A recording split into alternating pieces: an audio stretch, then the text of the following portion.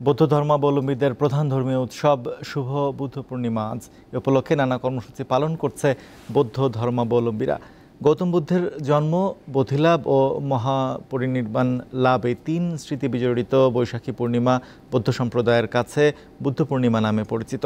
এ উপলক্ষে আয়োজিত দিনব্যাপী কর্মসূচির মধ্যে রয়েছে সমবেত প্রার্থনা, প্রদীপ প্রজ্বলন, শান্তি শোভাযাত্রা, ধর্মীয় আলোচনা, বুদ্ধ পূজা, শিবলি পূজা ও সংঘদান। এছাড়াও অষ্ট পরিষ্কার সহ আলোচনা সভা, ধ্যান ও বুদ্ধ পূজা অনুষ্ঠিত হচ্ছে।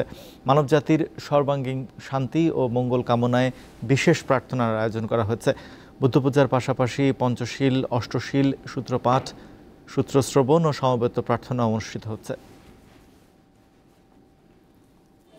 তথাগত বুদ্ধের মূল বাণী হচ্ছে অহিংসা। হিংসা যদি বিশ্বের মধ্যে পরিহার করা হয় তাহলে হিংসা, দেশ, মোহ, হানাহানি পরিহার হবে এবং তথাগত বুদ্ধের শান্তির বাণী বর্ষিত হবে।